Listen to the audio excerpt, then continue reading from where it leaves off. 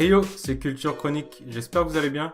La vidéo d'aujourd'hui, on va parler de Kodi 18, donc c'est Kodi Leia. Donc Kodi 17, c'était Kodi Krypton, Kodi 18, c'est Kodi Leia.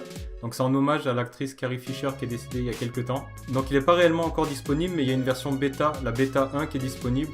Donc je vais vous montrer comment la télécharger si vous voulez l'essayer. Donc vous allez sur kodi.tv, donc je vous ai mis le lien en description de vidéo. Et ensuite dans Download. Et ensuite vous descendez, vous choisissez votre appareil. Donc moi c'était sur une box Android que je l'ai mis, donc je l'avais déjà téléchargé. Et après vous faites pré-release. Donc bêta 1. Donc il y a 32 bits et 64 bits. Donc moi c'était la 32 bits que j'ai choisi.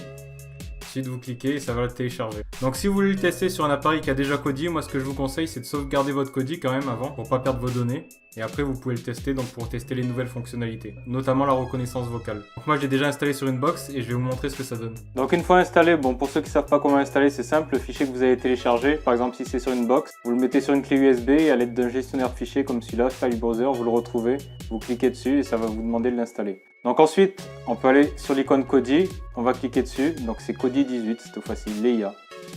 Donc c'est une version bêta, hein, c'est pas la version définitive, c'est juste pour tester. Donc vous verrez, il y a quelques bugs encore. Donc pour ceux qui utilisent Kodi 17 Krypton, donc vous voyez l'interface au menu principal, il y ressemble, c'est plus ou moins la même chose. Donc il y a les mêmes menus. Après là où ça diffère un peu, c'est dans le menu paramètres, celui-là on va y aller dessus. Donc comme vous voyez, c'est un peu différent, ça y ressemble, vous vous y retrouverez facilement. Mais comme vous voyez, là il y a le menu extension ici, donc c'est pratique. Juste à côté du gestionnaire de fichiers, comme ça dans le gestionnaire de fichiers, on entre des nouvelles sources. Et là on peut aller chercher les fichiers zip dans le menu extension ou les repositories. Interface toujours la même chose pour modifier la langue, l'habillage. Donc l'habillage c'est Estuary, mais on peut changer, il y a plein d'habillages différents comme d'habitude. Donc pour l'instant ils ne seront pas tous disponibles, il y en a quelques-uns différents. Donc si vous n'aimez pas trop l'habillage de base, donc ça vous changera les menus, les icônes, etc. Donc il y en a des sympathiques. Je vous avais fait une vidéo un peu pour vous montrer un peu les différents habillages qu'il y a.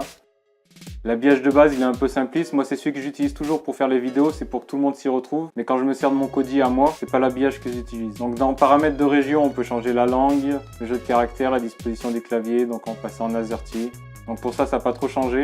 Donc ils ont essayé de simplifier un peu le menu des paramètres pour que des débutants ils s'y retrouvent plus facilement. Parce que ça peut paraître un peu compliqué au début Kodi, même si ça l'est pas réellement. Donc les grosses améliorations au niveau de Kodi 18, ça va être surtout la simplification du système. Plus des améliorations aussi à l'intérieur du système qu'on voit pas de nous-mêmes. Alors il y a une nouvelle fonctionnalité sympathique qui est implémentée, c'est que maintenant Kodi 18, ça va permettre de gérer les DRM, les droits DRM. Donc par exemple sur une extension comme Catch Up TV and More, il y avait certains replays, notamment des replays de séries TV américaines qu'on pouvait pas voir parce que c'était protégé par des droits DRM. Et bien avec le nouveau Kodi, ça permettra de les gérer et de pouvoir voir ce contenu là.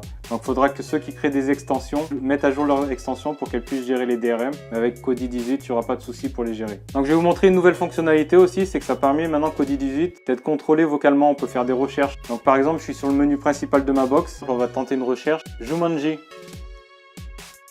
Donc ça nous dit que c'est disponible. Regardez la bande-annonce sur YouTube, sur le Google Play pour 14,99 €, 14,99 $. Et sinon, c'est disponible dans Kodi.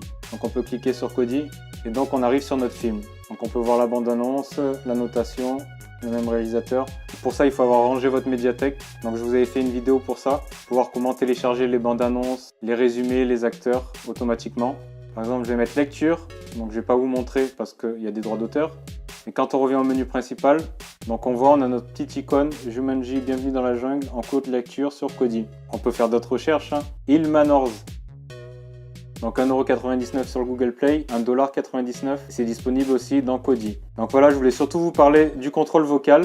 Donc c'est un truc intéressant je trouve. Donc si vous avez une box télé avec le contrôle vocal, ben, ça s'implémentera parfaitement dedans. Donc là on peut aller voir. Donc de la même façon, on a les acteurs, le résumé, la bande-annonce. On voit les films du même réalisateur et plein de choses.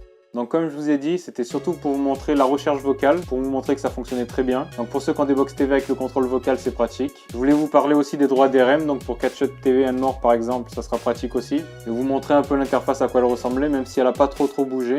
Le menu paramètres, il y a des choses un peu différentes. Donc après, il y a pas mal d'autres choses que je verrai quand il y aura la version officielle qui sortira. On verra ça un peu plus en profondeur. Donc pour ceux qui sont toujours pas abonnés, parce que je sais qu'il y en a encore qui sont pas abonnés, vous pouvez toujours le faire. Me mettre un gros pouce bleu, ça aide bien mes vidéos aussi. Vous pouvez aussi me suivre sur Facebook et Twitter. Donc je sais qu'il y en a pas mal qui me suivent pas sur Facebook ni sur Twitter, même si je suis pas trop actif sur Twitter. Et sinon, il y a le site culturechronique.fr, c'est là où on trouve le maximum de choses, les vidéos, des articles en plus, etc. Allez, passez une bonne journée. Ciao, ciao!